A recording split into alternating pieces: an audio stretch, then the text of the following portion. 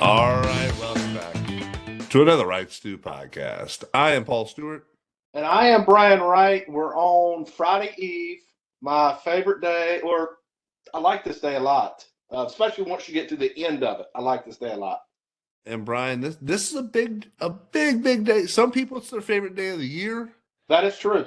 It's the opening Thursday to March Madness.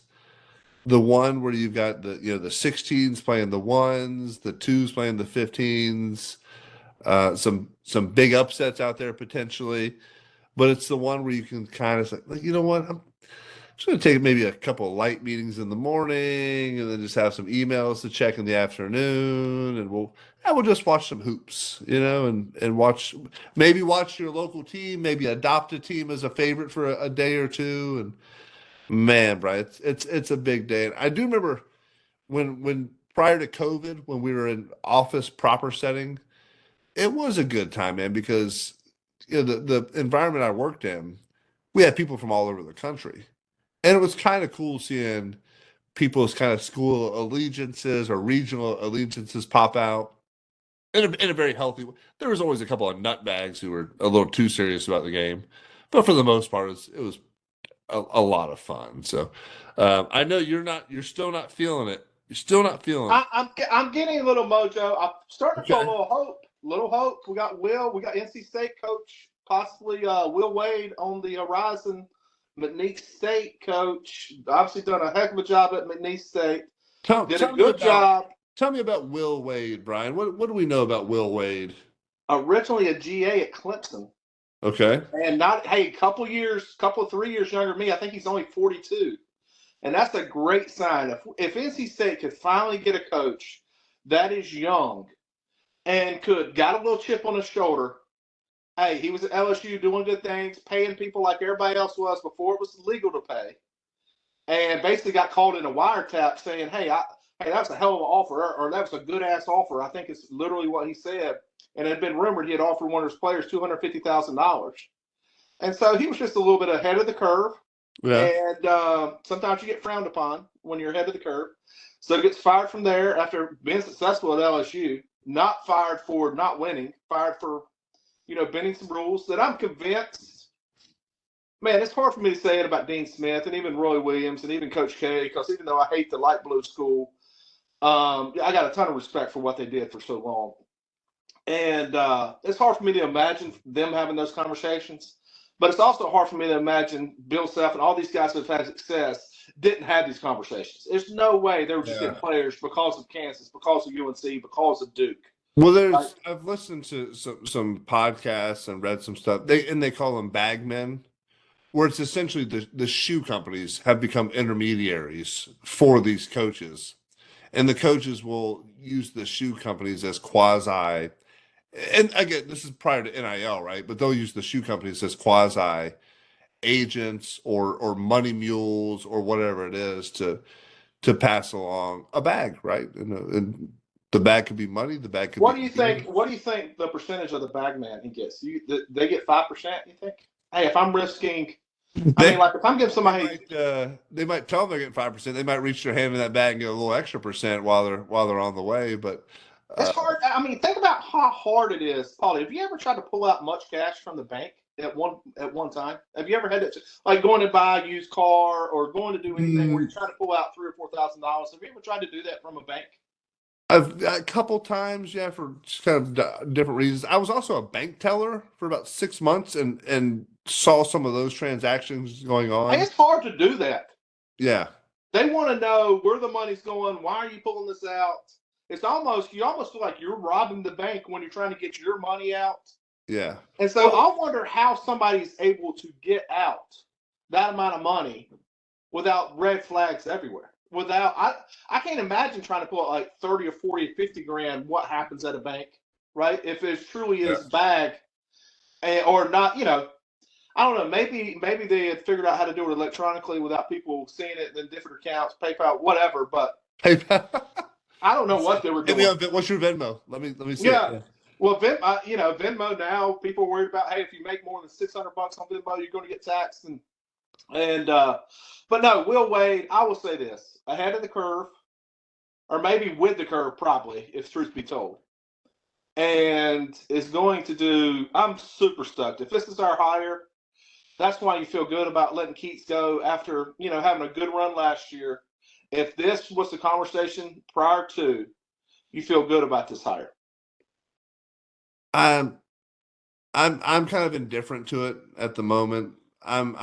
Kevin Keats was similar, man. Kevin Keats came from UNC Wilmington. Kevin Keats was not similar. Kevin Keats won at UNCW Yeah. and never won anywhere else. And he was, at those smaller programs, it'd be different if you hadn't had the State's success. not our house. It's not like that's a big program. Well, he won at LSU. He was in the SEC championship at LSU. I mean, right now the SEC. LSU. Right now the SEC is the creme de la creme of basketball conferences. And so this is not the same hire as Kevin Keats. If he had never had this experience at LSU, you could argue it's a similar hire. First of all, at McNeese State, my man has went like 49-8. Yeah, he's lost like three. Yeah, he's lost like 3 times in 3 years. Yeah, and Keats never sniffed that. Keats won a couple of, and the reality is, dude, you get hot, and he was able to do it at NC State 1 year out of 8. Get hot in your tournament, and then make a run into the NCAA, and that's really all you got to do with those smaller programs. Have a good year and make you run, and you can kind of make yourself a millionaire real fast. And if you're able to put that magic together for a short period of time, I feel like I'm stoked about Will. I think there's no better hire that we were capable of getting. I mean, who wants to come to NC State? You got Big Brother and Bigger Brother right up the road from you. What are you selling? You're not. If anybody is selling the environment, it's UNC. That's a beautiful campus, even though it's Duke light blue as well. Yeah. And Duke, you can sell education for those kind of people. What are you selling? Are you selling cows and chicken and engineering at NC State? It's a great agriculture and engineering school, Brian. It is, but I'm not sure the basketball players, you don't see that. You see a lot more baseball players become engineers than you do basketball players. Yeah. If I'm saying on a percentage basis. Yeah. I can't speak to the numbers, but I think you're probably right. You're probably pretty I can speak to, during our years, we hung out with all kinds, and I would say 100% that we had 5 or 6 engineers on our baseball team every year, and there were no engineers. Not saying they were dumb kids, they weren't, but they weren't engineers on the basketball team. That's fair. And so I don't think we do much better. I mean, I know there's going to be NC State fans who will be like, "Oh, we could have done better. Why are we, dude?" So we're not a Kansas. We're not a Indiana. We're not a Duke. We're not. I mean, know who you are is the first thing you got to do to be successful. So he did win the SEC in 18-19 at LSU. Finished second the following year. Made it to a Sweet 16. Went to the tournament a few years. Had that interrupted due to COVID in 2020. So he did some winning there, and then went to McNeese. So, yeah, maybe you're right, Brian. I don't know. We'll see. I'm still hurt that Herb Sendek got fired all these years ago. Oh my God! Nobody went to his games to defend him. And I know we've got people said that Cedric Simmons, who we talked to a little bit, I'm going to get on here eventually, but nobody went to those games and were excited about watching. Herb Sendek basketball. I love the style of play. I thought it was great. But you're the only one I've ever talked to who loved this style of play. Here's the thing. Everybody has this level of how much does style versus how much does winning matter to you, right? Fair. And we got impatient with her because he had a lot of success. He won. So I've told you one of my favorite podcasts is Revisionist History by Malcolm Gladwell. So he did one where he was talking about the underhand free throw. Rick Barry was famous for shooting the underhand free throw. He said it was a higher percentage shot by shooting it that way. And he was like legitimately one of the top 10 of all time free throw percentage wise. Rick Barry did not care how he looked. He cared about winning, right? And if shooting underhand free throws gave him a better chance at winning, that's what he was going to do. Wilt Chamberlain, notoriously terrible free throw shooter, had a 100-point game. Rick Barry talked him into shooting underhand free throws. That game, he was shooting underhand free throws and was like 27 of 30 from the line, which helped to his 100 points, right? Wilt Chamberlain did it for like a couple months during that season, and percentage went up by like 25, like way up, right? Stopped doing it because he said he, quote unquote, felt like a sissy. So Rick Barry cared more about winning than Wilt Chamberlain did, in my estimation, right? So same thing with Herb Sendek. Herb Sendek ran a very effective that Harvard backdoor cut positionless basketball, right? But did it look where people dunking and flying over the court? You know, the secondary break like UNC? No, right? But you were winning ball games. You were never getting your doors blown off. You were in every game. You were in every game. I would argue he never won anything. He went to a Sweet 16. I mean, Keats went to the Final Four. Yeah, that's fair. I mean, only thing I'd say is, and again, there's a lot smarter people who love that Princeton offense, and it was. I felt like it brought you closer to the opponents that were more talented, but also brought you closer to the opponents that were less talented. And yeah, sure.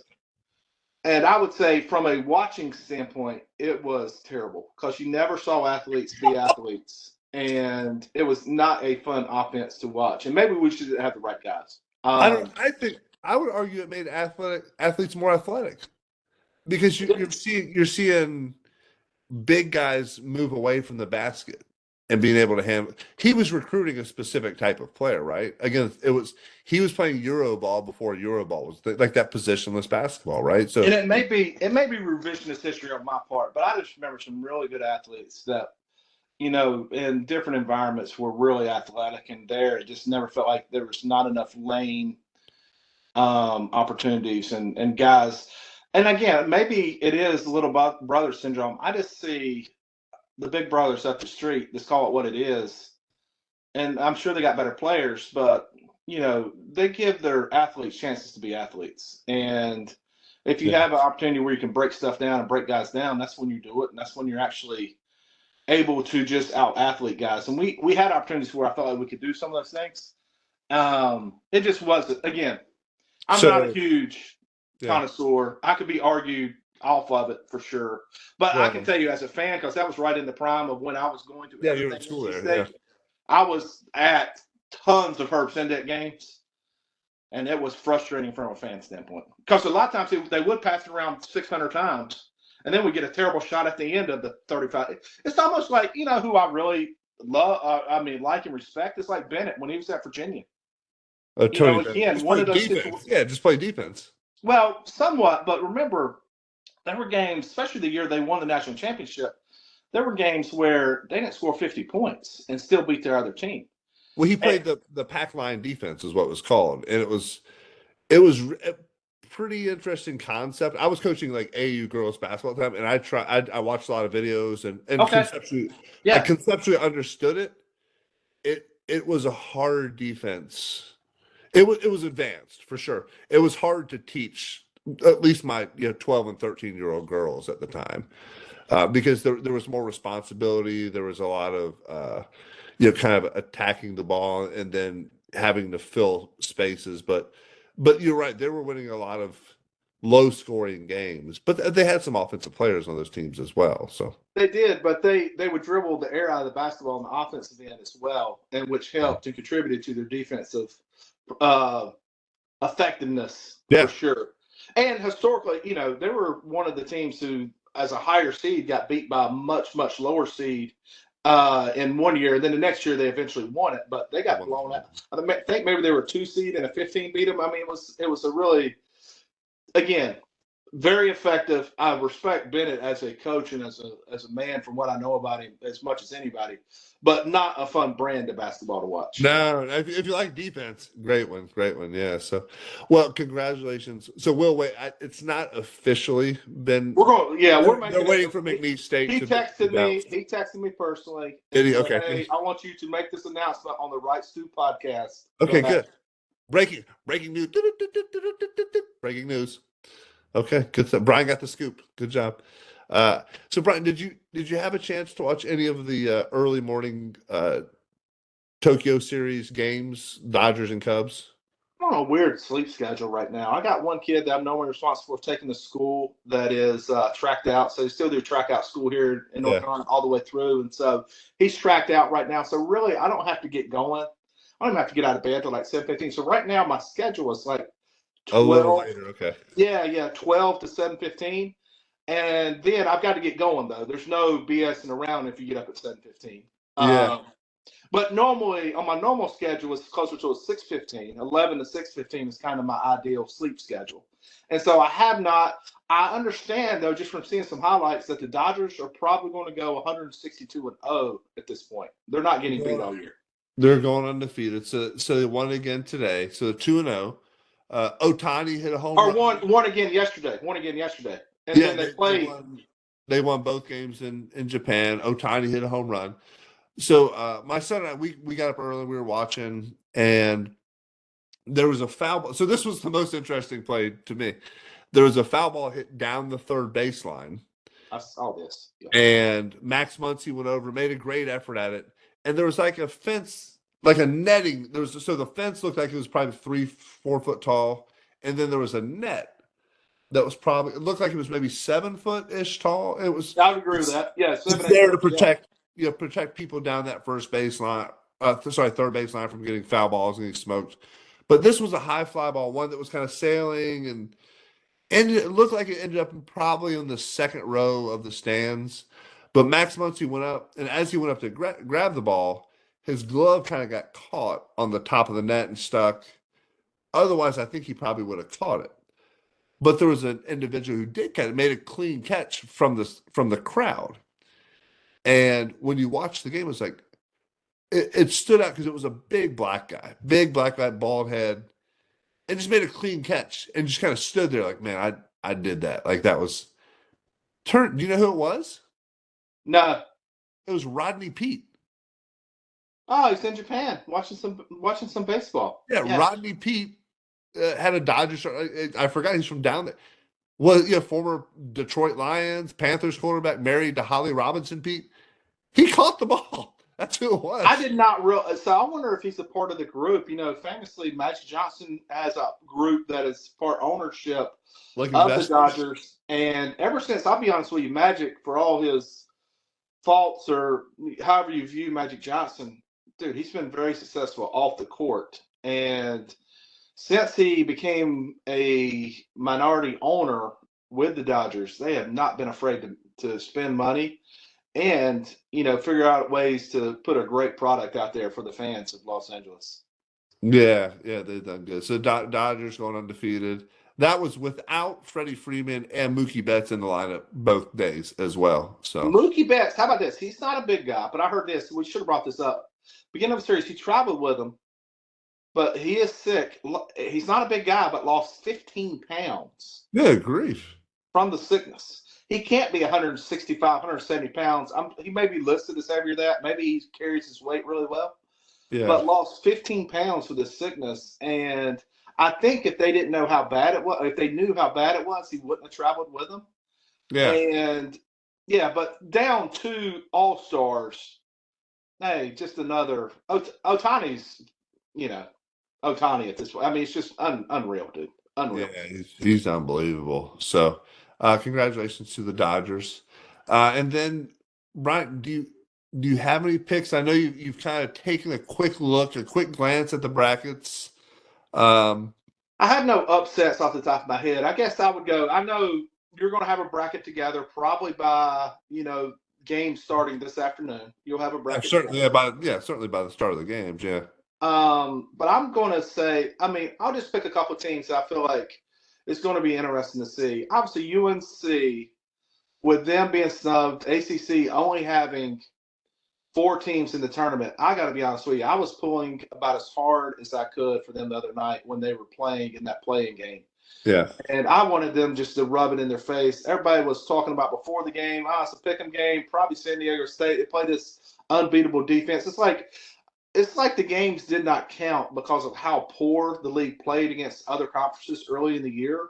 It's like none of the games mattered after that. There were only way you got into the NCAA tournament was you had to beat Duke. now, and they only lost one time. And Duke probably, when you look at talent standpoint, is one of the most talented teams in college right now. So four, I'd say definitely four, maybe five pros that are on the roster. Yeah. And so, but I would argue even with UNC, and there may not be big NBA talent on UNC's right, but they've got NBA. They've got one or two kids that will play in the NBA, and they've got two or three more that will play in Europe and have a successful career post UNC. And so, I just really think the disrespect for the ACC has me pulling really hard, even for the light blue. And that's hard if anybody's an NC State fan. It's hard for me to pull for the light blue, but I'm pulling hard for the light blue during this tournament. And I wouldn't be surprised if they didn't beat the Ole Miss. And then eventually get to, I think it's likely to play Iowa State after. I wouldn't be surprised if UNC doesn't end up in the Sweet 16. I can remember back in the day, Paulie, they were talking about teams that would make runs in the NCAA tournament. You would talk about guard play, and you would talk about experience. Yeah. UNC has really good guard play and really good experience. And so I would also say that they used to talk about with who's going to make the tournament. Oh, the last 10 games. Well, that's the most important thing, the last 10 games. Well, NC State was 3-7 in their last 10 games. They're not going to make the tournament. UNC was 8-2 in their last 2 games, and I think their only 2 losses was to Duke. Duke twice, yeah. And so the disrespect for the ACC right now just has me got you on here, pulling for the light blue. And I would say it's going to be hard. I mean, Flag is going to be back. So I really think Duke is going to be hard to beat unless they just have a completely off night. They got a lot of ways to win. As a good team and a team that can make a run in these tournaments, you got to have multiple ways you can win. So if you're not having a good shooting night, do you have guys who can get rebounds? If you're not having if you're getting broken down offensively, do you have good help defense? They have a lot of ways they can win.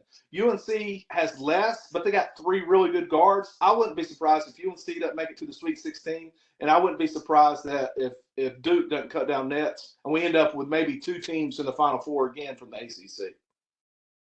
Yeah, I mean, I'd love to see it. Yeah, and Clemson's been playing pretty well. I think, and to your point about the ACC disrespect, I mean, Louisville was top 16, made it to the ACC championship game, and got an 8 seed. That's what they think about. It's like the games didn't matter after the games in November, October, challenge, when teams are just getting together. Now I know they're together over the summer, but it takes time to mold teams, and for that to put, there was no chance for ACC teams to get quad 1 wins except for Duke, because of how everybody did in the non-conference. And so I just think it's a flawed measurement to say that there's 14 teams that are better than the 4 or 5. I really am kind of pissed for Wake Forest, to be honest with you, too. I mean, well, if you want to know where our allegiances lie, we're pretty rooted in the ACC over here in the right. And I can be pretty honest, too. I understand the SEC is better, but they're not 200% better. The ACC gets 4, and the SEC gets 3 times as many plus 2, right? And so it's really again, I can be reasonable. The SEC has better overall teams, but they're not. We should be able to get 5 or 6, definitely 5 though. Yeah. So, well, I mean, there's been other years when the ACC got 8, 9, 10. That's been a long time ago, Paulie. Yeah, that's been a long time ago. It's been a while. Yeah, definitely. The things have shifted, right? In basketball for sure. But we'll see. You know what? That's why they play the games, Brian. That's why they have the tournament. And so we'll see how. Well, you asked me that question. Let's hear your take. I feel like you're probably better educated. I don't know if you locked in and dug up all your data. Is there anybody you really like that maybe is a dark horse, or somebody that's not obvious to the rest of the peasants? No, I haven't done a ton of research on it. It's going to be the same. It's a lot of chalk, right? There's nobody out there that I see that's just really stands out as a dark horse. Just personally, right? No big upsets really to pick. I mean, a couple 5-12 sort of thing. I kind of like High Point to beat Purdue. early on. I think they're kind of a fun startup club, score a lot of points. Then they play the winner of Clemson McNeese in the second round. I think the Clemson High Point game could be a lot of fun as well. Nothing really stands out as I don't have like a 14 seed going to the Elite Eight or anything, but There's a guy on Instagram, and I haven't necessarily checked his math or anything or verified, but he literally puts $100 on money line underdog for every game. And last 2 years ago, I think the math was plus 12. He ended up making $1,200 on all the games, right? Some of them, you get plus more because it's such a big gap. If you get a 15 versus 2, it may be plus 700 money line if they just win outright. okay. And this year he did it. He's doing it again this year, but the last 2 years it has been a money making proposition to where you just bet money line underdog, and because again you're going to eventually win some of those, and even though you're going to lose a lot as well, the odds are It makes up for it. Yeah, it balances yeah. out. Yeah, that's interesting. Yeah, interesting. Brian, there's also an article. So I remember, so when I played JV basketball, we used to help out the varsity team. We would scrimmage and we would play defense against them. I don't think we played offense, but we would work on defense. And we typically would play with our hands behind our back to work on footwork, right? And so recently, the LA Sparks, the WNBA team, I know you're a big WNBA guy. Yeah, you can tell. They posted something on socials looking for male basketball players to be on the practice squad. And so it's a common practice at colleges and professionally for women's leagues for to practice against men. But there was one of the players for the Sparks wasn't happy about it because when you post things on social media with a couple of attractive young ladies on the team, you're going to get some comments that aren't becoming, right? It's what do you think? But if you're a professional athlete, stay out of the comments. Just stay out of the comments. And so, they've said now, hey, the players will be vetted. We'll make sure this and that. And so the player was Cameron Brink was the basketball player. And you could put her in a lineup of three people, and I couldn't pick her out of a lineup. That's how Yeah. big of a Well, she'd be the taller one probably. right. But so and so she made a comment around something like, "Well, I hope the player is gay, like all the guys are gay, or something along that line." And I was like, "Huh, that's an interesting point." Yeah, but one, I, I don't think they needed to post it on socials. Like, have private workouts. Like, Yeah, I kind of think so too. There's probably enough guys who play collegiately or around there that feel like they can contribute, and I imagine those people would make money and would be willing to be those guys. yeah, and you've got It's UCLA and USC and because we're trying to pretend like men and women aren't different. It's just so obvious when you can take average male players, and allow them to practice against professional women, and that is a superior opponent than other professional women, right? yeah, And so I think that just kind of reinstates the obvious that generally, if you have professional athletes or really good male athletes, they're going to be better than female professional athletes. And so I don't disagree with the idea. I think, like you yeah. said, you mentioned it earlier, it's been done a lot, a lot, Yeah, I lot. think conceptually it's nothing new. Like it's a good. I think it's a good practice for the women for sure to help. I think it prepares them to play against other women better. I think it's But it's, I it's agree not a with you bad idea. 100%. You don't want to, you know, you're putting a perception out there that's, and honestly, all you're doing is putting out reality. But it doesn't do anything to promote your game, and all the divisiveness around WNBA, kind of how they treated Caitlin Clark as a player.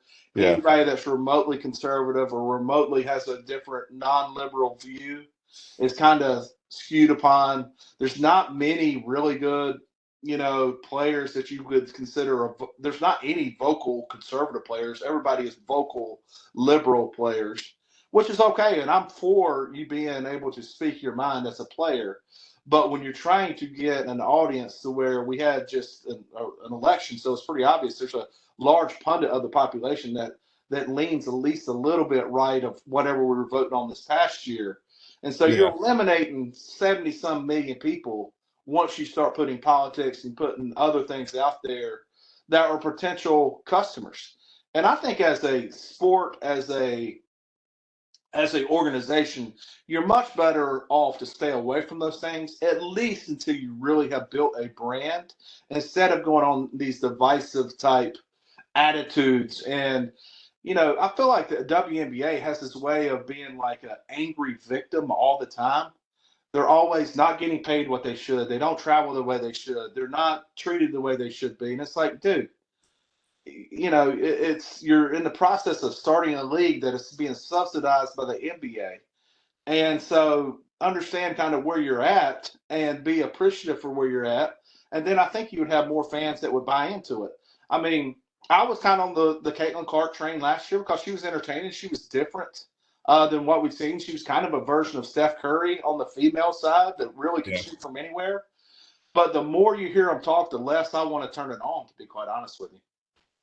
Yeah, yeah, and I was talking to my oldest about that on the way. We're on the car trip a couple days ago, and we were kind of talking about that, the disparity and what it's like, and certainly we're us having daughters playing Yeah, dude, collectively, I'm an we're advocate for we're female advocates sports. we're Yes. advocates for it.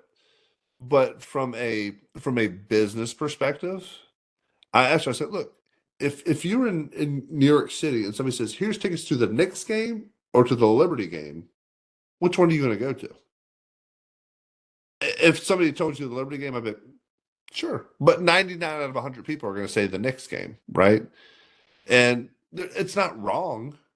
No. It's a more entertaining product. I mean, that's just the bottom line. It's Which no is different. okay, and they can be different but separate. But let's not be so entitled. I feel like it feels like, I don't know. It's almost like the rich kid, right? The rich kid who takes over his dad's business and goes around bragging about the business that he built. Well, no, you took over a business that was been established and essentially handed to you, and all you got to do is not say anything or do anything to mess it up. And so, I think again, if they would have a little bit different approach, they would grow the audience, because there's a number of fathers out there who have daughters that are playing little league basketball or little league softball or whatever, that you want them to have good female role models, right? Not necessarily people that you look at from a morality standpoint, but hey, this is what you can aspire to be. I mean, we're all that way. And I would say, even as a kid, I was never going to be Michael Jordan, but Michael Jordan had that, to a rural guy in North Carolina, like, this is how you be a professional. He had a great, even though he had his image of partying hard and going hard, he had his image of competitiveness and I'm going to do everything I can to help the team win, even before his show came out that was kind of displaying, what was really going on and the fire that he was truly going with. And then even back in the day, you think about Kyle Ripken and all the baseball players that were kind of not role models, but examples, right? So you want there to be female girls like that, but you got to be likable too, right? You can't just be this really good athlete in your environment and then say things that are so just seem angry and confrontational every time and be a victim. I'm not a fan of victimhood, if that makes sense. And now players can control their own narratives. Yeah, which is even easier. Which makes me think some of the, not just the WNBA, but some guys need to get better people around them before they press send on an Instagram or a X message or I agree 100%. They need better. They need a handler just on their phones to control some of that, or they need to get better people to do it, or just check themselves a little bit, because you're right. I mean, and I don't disagree with, and it's okay to have opinions, but when you're trying to build a brand, you're better off to paint with that broad brush and stay out of confrontational. And then as you establish yourself, you can be LeBron James. He said things I absolutely disagree with, but he has built his brand. He doesn't need or care about my opinion at all. But I would say, even from a WNBA perspective, they need all the people that could remotely be interested to be interested, and not there be this divisive victim type mentality that I see every time I hear a WNBA person speak. Yeah. Again, there were just so many players that, I think about Jordan just from the standpoint of the humility and the willingness to work. And, you saw him go do baseball and just not worry, be present, be in the moment, and try to take that grind to be the best he would be. It was just, we had ultimate examples, I felt like, from a male perspective. There's just, and like I originally stated, I just feel like I'm sure there's female or dads that have young daughters that would be like, and again, not from a morality standpoint, but from, hey, this is how you work, this is how you act, this is how you do, and somebody they can aspire to be, if that makes sense, Yeah. if they're in that environment. Yeah, absolutely. I agree. Well, congratulations to us for breaking the story about Will Wade. We didn't do that, No, but we did. I told you. we did. Okay, we did. We're excited about it. Hey, Well, are you excited now, Paulie, after learning more and hearing about why? Will Wade. Because originally you Is were that like, his name, Will Wade? Originally you were kind of like, hey, can't NC State do better than that? That was originally your first reaction. I was like, no, we can't. That's the best we can do. Probably better than what a lot of people thought. Yeah. I'm pumped, Brian. If I was any more excited, there'd be two of me. Okay, that's how excited I am. I like all that. I like You it. know what? We hope you all enjoy your March Madness, whoever your team is. We hope they go out there and play really well, and that they get you excited and they win a game, unless it's against an ACC opponent. Then we're pulling against you. So, otherwise, make it a great and amazing day. Enjoy the March Madness out there. Out, go Pack. I think 14-6, maybe. Dude, we were looking at so Josh was on his little